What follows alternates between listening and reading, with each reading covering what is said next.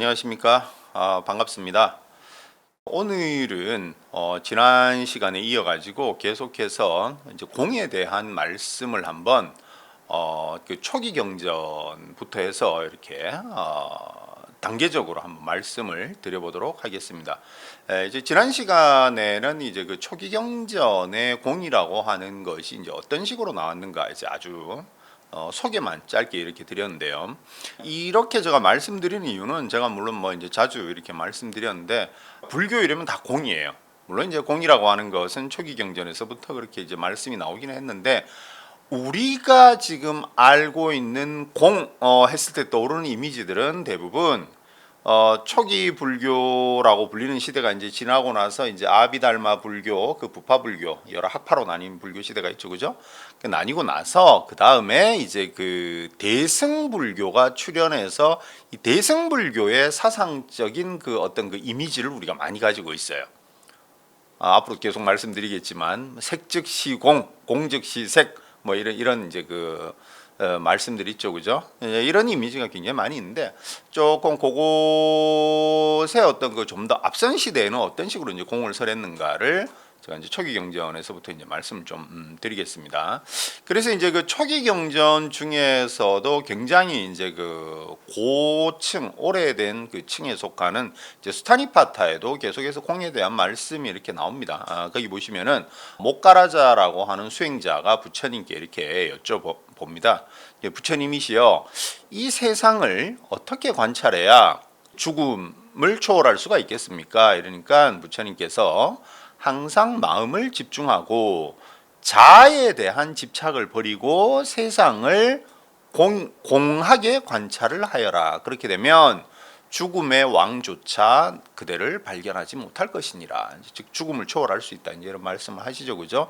여기서도 우리가 알 수 있듯이 이 공이라고 하는 것은 역시 이제 그 제로라고 하는 관념, 뭔가 이렇게 좀 결여되어 있고 없는 것. 그거는 뭐 이제 이번 시간에 제가 계속 말씀드리겠습니다만, 그래서 확실히 이거는 어떤 그 무아 요런 개념하고도 같이 이제 공사상이 함께 이렇게 초기부터 이렇게 발전하는 걸 우리가 알 수가 있습니다. 뭐 그리고 또 많이 있습니다만 또 이 쌍유타 니까야에 보면 이제 그 거품에 관한 경이 있어요. 거품, 여러분 버블 너무 어려운 영어를 제가 써서 죄송합니다만, 예. 거기 보면 이제 또 어떻게 되어 있냐면 누군가 강이 거품을 싣고 흘러가는 것을 상세하게 이게 바라본다면 그것은 텅 빈 것이고 공허한 것이고 실체가 없다는 것이 드러날 것이다. 생각해보라. 거품에 무슨 실체가 있겠는가. 그와 같이 색수상행식 오온을 상세히 본다면 그것은 텅 빈 것이고 공한 것이다. 그러니까 여기서도 나오죠, 그죠? 이렇게 색수상행식, 즉 자아를 구성하는 이 모든 것들도 이렇게 텅 빈 것이다. 이제 이런 식으로 해서 공에 대한 그 이미지와 공에 대한 말씀이 초기 경전에도 이렇게 나오고 있습니다. 그런데 그 제가 지난 시간에도 말씀을 드렸지만 이제 불교의 모든 교설이라고 하는 것은 결국은 수행 체험에서 오는 것을 표현한 거라 그랬죠, 그죠? 그렇다면 이 공이라고 하는 것도 갑자기 저 하늘에서 뚝 떨어졌다거나 갑자기 어떤 그 사변적인 이론적인 어떤 그 교리화를 위해서 나온 게 아니에요. 이것도 결국은 철저한 어떤 그 선정산매와 관련해서 공이라고 하는 내용이 불교에서 이제 등장하게 되는 겁니다. 우리가 공한 마음에 대한 어떤 그 산매, 뭐 공심산매, 뭐 공산매, 뭐 이렇게 부르는데 여기서 이제 산매는 이제 해탈이라는 의미하고 거의 비슷합니다. 그래서 요 공이라고 하는 것은 확실히 이런 선정 체험과 관련이 있어요. 자, 그러면 이 마찌마 니까야의 이제 교리문답에 관한 긴 경이라고 하는 또 경전이 있거든요. 거기 보면 또 어떤 말씀이 나오냐면은 어떤 것이 공한 마음, 공심에 대한 공심 해탈인지요라고 이제 물어봅니다. 그러니까 비구는 숲으로 가거나 나무 아래나 아니면 빈집으로 가서 이것은 자 혹은 자에 속한 것이 공하다라고 바라봐야 한다. 이것이 공심해탈이다. 즉 여기서도 바로 무화적인 사상과 공이 굉장히 연결된다라고 하는 걸 우리가 알 수 있습니다. 이제 이런 선정에 의한 어떤 그 해탈을 중시하는 것은 몇 종류가 있습니다. 무소유심 삼매, 공심 삼매 이렇게 있는데 결국은 그 밑에 흐르는 것은 결국 공에 대한 말씀이에요. 뭐에 대한 공? 탐진치 삼독의 결여, 공이라고 하는 의미 자체가 그 비어 있음, 결여 이런 의미라 그랬죠, 그죠? 요거하고 요렇게 이제 그 근본에서는 이렇게 연결되게 됩니다. 그래서 결국은 이 공에 머문다 이런 것은 바로 이제 탐진치 삼독의 어떤 결여 이런 것을 이제 얘기를 하는 것이고, 그것은 철저하게 수행에서 경험한 어떤 선정 체험이라고 하는 것을 기억을 하셔야 될 것 같아요. 자, 그러면은 거기에 대한 또 이제 중요한 말씀이 또 어디 나오냐면 또 이제 그 마찌마 니까야에 보면 탁발 음식의 청정경에 또 보면은 뭐라고 되어 있냐면 사리푸따여 그대의 감관과 피부 색깔이 아주 맑구나. 즉 얼굴이 아주 청정하고 깨끗해 보인다. 이제 이 말씀이시겠죠. 그대는 어떻게 머물기에 즉 이렇게 마음을 가지기에 그런가라고 이제 얘기를 하니까 샤리푸따가 이제 뭐라 그러시냐면 존자시여 저는 공성에 들어가서 자주 머물고 있습니다. 그러니까 이제 부처님께서 참으로 장하구나 샤리푸따요. 그대는 여러 부처님과 독각과 아라한과 열애의 큰 제자인 즉 위대한 인물이 머물렀던 그런 곳에 너도 머물고 있구나. 이제 이렇게 말씀을 이제 하십니다. 자, 그러면 이 바로 위대한 인물들이 머무는 것, 마음가짐이랄까, 머물미라고 하는 것이 이제 어떤 것인가? 그걸 보면 바로 또 이제 이 초기 경전 중에 이제 이 앙구따 니까야의 또 이제 아누루따 존자에 관한 경이라고 하는 그 경에 보면 뭐라고 나오냐면요. 즉 이 위대한 사람들이 머무는 이 법은 바라는 것이 적은 자를 위한 것이고, 즉 저처럼 이렇게 욕심이 많은 사람이 함부로 머물 수 있는 게 이제 아니라는 거예요. 그리고 바라는 바가 적다라는 건 뭐가 될까요? 만족할 줄 아는 자겠죠, 그죠? 조금 다른 얘기입니다만, 그래서 우리가 제가 이제 자주 말씀드렸지만 불교라고 하는 것을 우리가 종교의 관점에서 바라봐야 되지 철학이나 이론으로만 바라봐서는 안 된다고 했어요. 그것은 불교가 그만큼 철학적이고 이론적인 것도 워낙 탄탄하니까 우리가 불교는 철학이다 이렇게 보는 경우도 있긴 한데, 그거는 불교가 워낙 그게 탄탄해서 그런 거지, 그렇다고 해서 그것으로만 철학화 이런 걸로만 불교로 봐서는 안 되는 거예요. 불교는 분명히 이제 종교의 특징을 가지고 있습니다. 그런데 이제 그렇기 때문에 소원 비는 것을 불교에서는 안 맞다 이럴 수는 없는 거예요. 그런데 뭐가 있냐면은 소원을 이렇게 빌어서 아마 이제 우리 또 절에 다니시고 이런 불자님들 많이 절에 가서 이렇게 소원 비시면 많은 갚이 받으시죠, 그죠? 그런 경험 다 있으실 거예요, 그죠? 그런데 그렇게 소원을 빌었을 때 또 소원이 이루어졌을 때 결국은 내 마음에 대한 어떤 컨트롤, 자제심이나 내 마음을 어떤 제어하는 걸 못 가지면 어떻게 되냐면 만족심이 없는 거예요, 만족이. 그러니까 무엇을 이루어도 늘 불만족 상태에 있는 겁니다, 그냥. 그렇기 때문에 우리가 그 소원 비는 거 이상의 우리 부처님이라고 하시는 분이 바로 그 소원에 만족하신 분이 아니시잖아요, 그죠? 그 이상, 우리 삶에 있어서 궁극적으로 우리가 이 고라고 하는 것, 이 불만족 상태, 계속되는 불만족 상태를 어떻게 없앨 수 있는가에 포커스를 두신 분이 부처님이시잖아요. 그래서 우리가 부처님께 절하고 부처님을 닮으려고 하는 거예요. 그러니까 소원만 이루어 가지고는 그 소원은 인간인 이상은 끝이 없어요. 끝이. 절에 갈 때마다 계속 빌어야 돼요. 계속 복전함에 돈 놓고 빌고 돈 놓고 빌고 이루어지긴 하겠죠. 근데 그게 끝이 없는 거예요. 만족이 없어요. 만족이. 그러니까 늘 무엇이 이루어져도 불만족 상태. 그렇게 되는 거겠죠, 그죠? 그래서 이 위대한 이들이 머무는 바는 뭐냐면은 바로 바람이 적고 바라는 것이 적고 만족할 줄 아는 자가 바라는 법이고, 그 다음에 홀로 지내는 일을 위한 법이고 무리지어 사는 일을 위한 법이 아니다. 이제 이 말은 홀로 이거는 어떤 이 번세한 세속을 떠나서 청정하게 수행하는 자를 위한 법이다. 이제 이 말씀이 되는 거예요. 뽁닥거리고 막 이런 데 같이 살아가지고 그런데요 즐거움을 추구하는 사람은 이게 바랄 바가 아니다, 이제 이러는 거예요. 그리고 이렇게 정진하는 일을 위한 법이고, 또 하나 게으른 자를 위한 법이 아니다, 이렇게 하십니다. 여러분 게을러 가지고 뭐 아무것도 안 되겠죠, 그죠? 벌써 올해도 이렇게 한 달이 지났는데 아주 또 뜨끔합니다. 늘 해마다 갖는 생각인데 과연 나는 뭐 했을까, 뭐 이런 생각이 또 듭니다. 게을러서는 안 되겠죠, 그죠?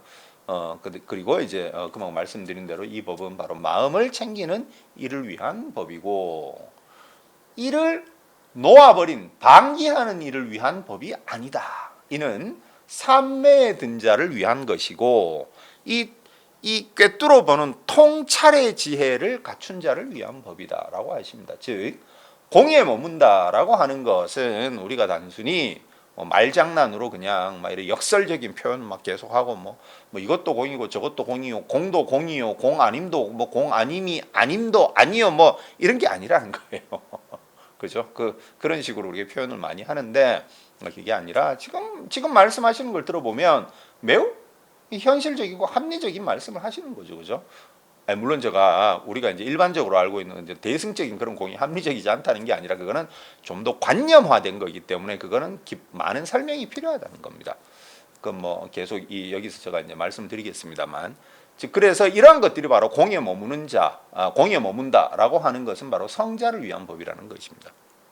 자, 그렇게 됐을 때 이제 어떻게 되냐면은 여기서 또 이제 수행 체험에서 나오는 불교의 수행을 우리가 많이 알려진 어떤 수행 삼매에 대한 말씀을 이제 하십니다. 그렇게 됐을 때 감각적 욕망을 떨쳐버리고, 그리고 거칠고 미세한 생각은 있지만 감각적 욕망과 해로운 법을 떨쳐버림에 의한 희열과 행복에 있는 첫 번째 초선에 들어가게 된다, 이렇게 얘기를 하십니다. 이것도 물론 제가 간단하게 이제 말씀을 드린 건데, 우리가 이제 그 수행을 해서 이래 들어가면 갑자기 막 우리의 모든 이런 평소 하던 이런 사유 자격이 다 멈추고 막 어마어마한 희열이 있고, 이게 아니에요. 단계가 있는 게 단계가. 그러니까 처음에는 아주 또 그런 여러 가지 이제 잡념이 조금 남아 있어요. 그 감각적 욕망은 떨쳐버려도. 그렇지만 그 떨쳐버림으로 인한 또 희열과 행복이 있는 이제 초선에 머물 것이다. 그리고 이러한 생각을 가라앉히고 마음은 단일한 상태가 되고 삼매로 인한 희열과 행복이 있는 그다음 이선으로 들어갈 것이다.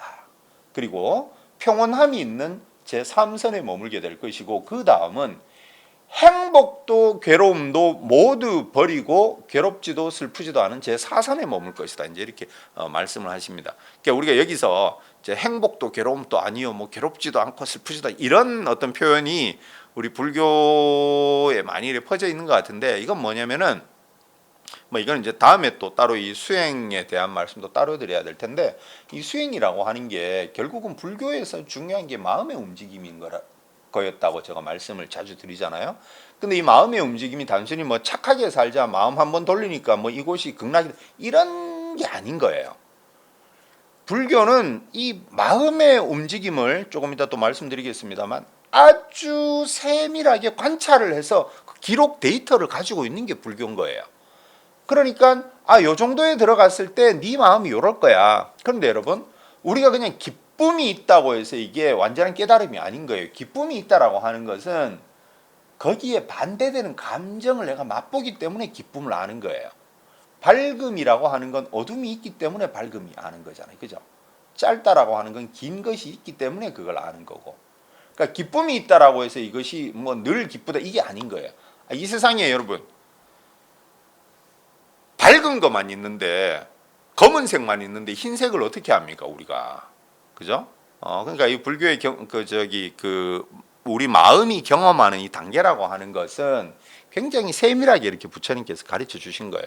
그래서 이제 어떤 단계에 있으면은 이 사선에 들어가면은 괴롭지도 슬프지도 않은 제 사선에 머물 것이다. 이제 이렇게 말씀을 하시는 겁니다. 그러니까 이게 위대한 어떤 이들이 머무는 어떤 그 공에 대한 어떤 머금을 가지게 되면 이런 단계별로 이렇게 올라간다는 거예요. 이제 그렇게 되면 이제 어떻게 되냐면 장자의 아들들이 화려한 옷을 입고 장자, 하여튼 뭐 부자 잘 사는 사람, 뭐 이렇게 얘기할 수도 있겠죠. 그 화려한 옷을 입고 만족해 하면 그 사람들이 그 옷상자만 보고도 저 만족을 느끼듯이 이 수행자는 분소이라고 했죠. 분소의 그러니까 버려진 더러운 옷, 그죠? 처음에 이제 그 사문 그 출가 수행자들은 그 무소유를 처음엔 그렇게 했었잖아요, 그죠? 그래서 이 분소의 처음에 이제 출가 수행자들이 입는 그 버려진 더러운 옷들은 그대를 만족하게 하고 기쁘게 하게 하고 초조하지 않게 하고 편안하게 머물게 열반으로 이끌 것입니다라고 이제 얘기를 이렇게 하세요. 그러니까 화려한 옷을 입고 만족해하는 사람처럼 이런 그 공성에 머무는 사람은 이 단계별로 쫙 마음이 올라가서 이 분소위를 입고도 늘 평온하고 열반으로 이끌 것이다. 이제 이렇게 얘기를 하는 겁니다. 우리가 이제 그 이제 절에 이렇게 전국에 이제 그 시간이 있을 때 전국에 사찰을 이렇게 가보잖아요, 그죠? 저도 아직 우리나라에 뭐 그 우리 대찰들을 제가 아직 많이 다는 못 가봤어요. 근데 이제 이렇게 갈 때마다 이렇게 참 느끼는데 물론 그것을 우리가 하나의 어떤 그 낭만적으로만 봐서도 안 되겠지만 저 위대한 어떤 그 출가의 길을 가시는 우리 수행자분들은 이러한 즉 분소위를 입고도 만족해하는 우리가 세속의 사람들이 뭐 비싼 옷을 입고 뭐 큰 차를 사고 뭐 큰 아파트를 사고 이런 것과는 비교도 안 되는 어떤 그 평안이 있기 때문에 그 2천 몇백 년 동안 그 수행자의 그 맥이 이어오는 게 아닌가 그런 생각을 제가 이제 자주 가집니다. 그래서 진짜 저렇게 산다는 건 정말 대단한 위대한 삶인데 참 아무나 할 수 있는 건 또 아니겠구나 막 그런 생각을 제가 이제 가끔 가집니다. 자, 그런데 재미있게도 이 대승경전에서도 이렇게 공성에 머문다. 지금 나온 요 문구가 또 그대로 나오는 또 문구가 그렇게 있습니다. 대승경전에도 이렇게 보면 이 초기 경전 즉 이 니까야 하고 대승은 어쨌든 시간 차가 상당히 좀 납니다. 이게 나는데 또 이제 서로 추구하는 바도 좀 방법론도 상당히 좀 달라요. 다른데 대승경전 중에서도 이제 요 말씀이 또 거의 동일하게 나오는 게 바로 무량수경에 그게 나옵니다. 무량수경은 여러분들이 이제 그또 아주 친근하실 거예요. 바로 우리가 이제 정토 사상, 그죠? 정토, 극락정토 얘기할 때 이 정토 사상을 말씀하시는 대표적인 경전 3개가 있어요. 그래서 정토 삼부경이라고 하는데 그것이 바로 무량수경, 그 다음에 관무량수경, 아미타경 뭐 이렇게 되어 있어요. 그 중에서 물론 이 무량수경이 가장 이제 그 분량이 크고요. 그리고 이제 그 무량수경은 한문으로 번역된 이 한역이 거의 12가지 종류가 있어요. 근데 이제 현재로는 한 그 5종류 정도 이렇게 전해지고 있어요. 그런데 이제 이 무량수경하고 이 아미타경의 원형은 아마 이제 1세기경 서북인도에서 아마 성립이 된 것 같고, 그 다음에 이제 관무량수경은 인도에서 성립되었다기보다는 약 한 4, 5세기경에 이제 중앙아시아쯤에서 성립이 된 것 같아요. 제가 언제 한번 말씀드렸어요. 우리가 불교가 이렇게 인도에서 이렇게 발생했다 이제 이렇게 생각을 하시는데 뭐 그건 맞는 말이에요. 맞는 말인데 인도라고 하는 것이 워낙 크고 그죠? 워낙 크고 그 겐지스강 주위에서 이제 불교가 이렇게 발생을 했는데 지금 우리가 이제 그 지도로서 그게 하나의 어떤 인도의 나라니까 이게 다 인도계권이 하는데 저쪽 이제 그 서북 쪽으로 가고 이러면 그때는 뭐 지금도 그렇지만 인도는 워낙 민족도 다르고 언어도 다르고 이러기 때문에 저쪽이 이제 중앙아시아 이쪽은 또 다른 불교가 되는 거예요. 이거는 인도 불교라고 다 얘기하기가 지도상으로는 그냥 막 인도처럼 그렇게 보여도 그렇게 어려워요. 그래서 이제 이 관무량수경은 아마 이제 한 4, 5세기경에 아마 중앙아시아에서 성립되고 이것이 중국으로 한문으로 번역될 때 중국적 요소가 굉장히 여기 이제 가미가 됩니다. 뭐 조금 또 이렇게 얘기를 좀 더 이렇게 넓혀가면 여러분 그 혹시 위경이라고 들어보셨어요? 위경, 가짜 경전이다 이 말이에요. 위경, 위경에 대해서 이제 들어보셨나 모르겠는데 중국에서 창작된 경전들이 상당히 많습니다, 여러분. 불교 경전 중에 여러분 우리가 이제 그 불교 경전을 이렇게 보시면 제일 앞에 그 부처님께 직접 들었다라는 것을 나타내기 위해서 어떻게 나와요? 여시아문 이렇게 나오잖아요, 그죠? 나는 이와 같이 들었습니다. 어느 날 부처님께서 어디에 계시는데 뭐 이렇게 쭉 이렇게 나오잖아요, 그죠? 여시아문이 제일 나오는데, 근데 이 위경들도 당연히 제일 앞에 그렇게 나와요. 여시아문 이렇게 해서 뭐 이렇게 나옵니다. 이게 진짜 경전처럼 이렇게 나오고, 그 다음에 이제 그 중국에서는 인도 경전을 번역하고 나면 반드시 거기 무슨 황제 몇 년에 누가 번역했다 이렇게 써놔요 위에. 그러니까 우리가 그걸 보고 이 경전은 최소한 인도나 중앙아시아에서 중국보다는 이게 먼저 이렇게 됐겠거니 성립됐겠거니 이렇게 추정을 할 수가 있는데, 그런데 이제 그 중국에서 만들어진 이 위경들은 보면 실제로 그 유명했던 그 역경승들 있잖아요. 그 번역을 담당하셨던 이분들 이름을 거기다 그냥 써놓습니다. 그냥 그런 식으로 해서 그 가짜 라벨을 이렇게 붙여놔요. 그 예를 들어서 여러분 이제 제위파리경이라고 하는 또 경전이 있는데, 여기 보면 이 경전 또 재미가 있는 게 뭐냐면 이제 이게 이제 한 북위 446년경에 이제 태무제가 여러분 그 중국 역사에 있어서요. 기원 전후에서 이제 중국으로 이렇게 이제 불교가 전해지는데, 불교가 이제 전해지면서 또 도교하고 굉장히 또 긴장 관계를 계속 가지고 있습니다. 조금 비슷한 것도 있고, 왜냐면은 불교가 처음 들어올 때 제가 지난번에도 말씀드렸습니다만 이 서역의 인도인들, 인도 유럽인들이 생각하는 그 관념들하고 종교적 관념들하고 중국인들이 생각했던 가치관이 세계관이 매우 달랐어요. 그 더군다나 이 아주 그 심오한 그다음에 선정 체험에서 나오는 어떤 그런 거를 갖다가 쓴 내용을 갖다가 이게 중국어로 번역하려고 또 이해를 하려고 하니까 여간 어려운 게 아닌 거예요, 이게. 그러니까 뭐 제가 지난 시간에도 말씀드렸죠. 열반을 갖다가 노장사상의 무위라고 번역을 하듯이 이 노장사상 도교하고 뭔가 비슷한 것도 있고 이러다 보니까 둘이 이제 계속 마찰이 일어나는 거예요. 야, 우리 이 도교나 이 노장사상이 있는데 꼭 저 서역 오랑캐들의 그 종교를 믿어야 돼, 뭐 이런 게 있듯이 이제 그렇게 되는데, 이제 불교가 계속 어쨌든 세를 넓혀가다 보니까 이 무슨 문제가 있냐면은 그 세금이 면제가 되고 또 사찰에다가 뭐가 있습니까? 그 막대한 어떤 면세 혜택을 주게 되고 토지를 주게 되고 노비를 주게 되고, 그러니까 또 중국은 스케일이 크잖아요. 국가 세수가 부족할 정도예요, 이게. 그러니까 이런 걸 이제 또 도교 쪽에서 또 이렇게 또 바람을 넣어가지고 폐불이 이제 몇 번 일어납니다, 이게. 그래가지고 이제 폐불 시대가 이랬는데, 이거는 뭐 거의 우리나라의 어떤 그 조선 시대에 우리가 이제 불교 뭐 승려옥불 이거하고는 차원이 다릅니다, 그냥. 차원이 달라요. 얘는 그냥 막 그 전부 스님들 환속시키고 군인이나 막 노비로 이제 다 쓰고 저 이제 노비로 다 이게 활용을 하고 그다음에 이제 불상이나 이걸 다 녹여가지고 무기나 이제 화폐로 만들고 막 이렇게 합니다. 근데 이제 그 몇 년 뒤에 다시 이제 불교가 부흥하게 되는데, 문제는 이때 엄청나게 많은 경전들이 이제 소실을 하게 됩니다. 다 불태우니까, 그죠?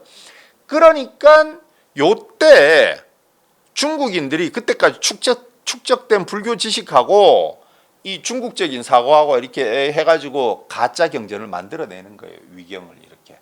위경이 상당히 많아요, 여러분. 근데 그런 식의 어떤 그 위경에서 나오는 내용을 진짜 불교인 것처럼 이렇게 지금 또 이렇게 가끔 이렇게 어디 유튜브를 보다 보면 그런 게 좀 나오는데, 예를 들어서 이제 이 제위파리경 같은 경우는 뭐냐면 부처님께서 깨달으신 후에 한 그 7일 동안 그 어떤 그 음식을 들지 못하셨는데, 이 제위와 파리라고 하는 이 두 상인이 이제 공양하고 싶다 뭐 이래가지고 뭐 이런 뭐 그런 얘기들을 바탕으로 해가지고 부처님께서 이제 깨달음을 얻으시고 나서 여러분 우리가 알기로는 초전법륜을 누구한테 하셨습니까? 오비구에게 하시잖아요, 그죠? 다섯 비구에게, 그죠?